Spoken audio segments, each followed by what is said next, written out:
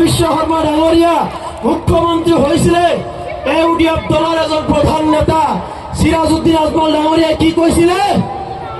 হিমন্ত বিশ্ব শৰ্মা বোলে অসমৰ শ্ৰেষ্ঠ মুখ্যমন্ত্ৰী হয় নে নহয় আমাক আমি শ্ৰেষ্ঠ মুখ্যমন্ত্ৰী বুলি ভাবো নেকি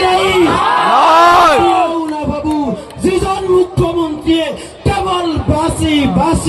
ধৰ্মীয় সংখ্যালঘু মুছলমানৰ ঘৰবিলাক জেচিবি লগাই বুলডোজাৰ লগাই অমানৱীয়ভাৱে উচ্ছেদ কৰিব পাৰে সেইজন মুখ্যমন্ত্ৰী কেতিয়াও শ্ৰেষ্ঠ মুখ্যমন্ত্ৰী হ'ব নোৱাৰে যিজন মুখ্যমন্ত্ৰীয়ে দিনে ৰাতিয়ে কেৱল মুছলমানৰ বিৰুদ্ধে মিছা কথা কয় অপপ্ৰচাৰ কৰে ঘৃণা বিয়পায় আৰু হিন্দু আৰু মুছলমানৰ সাম্প্ৰদায়িক ৰাজনীতি কৰে সেইজন কেতিয়াও শ্ৰেষ্ঠ মুখ্যমন্ত্ৰী হ'ব নোৱাৰে যিজন মুখ্যমন্ত্ৰী মুকলিকৈ ক'ব পাৰে মুছলমানৰ ভোট নালাগে মিয়াৰ ভোট নালাগে মিয়াৰ কামি হাৰ ভাঙি দিম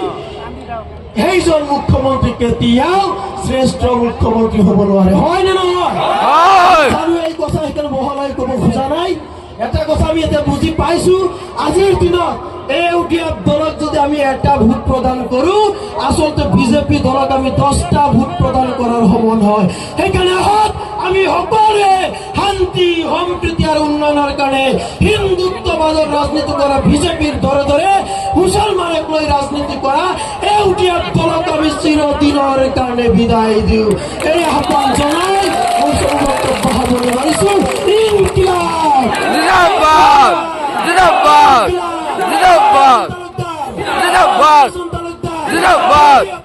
জিন্দাবাদ জয় আয়োগম জয় জুবিন্দা জাস্টিস ফর জুবিন্দা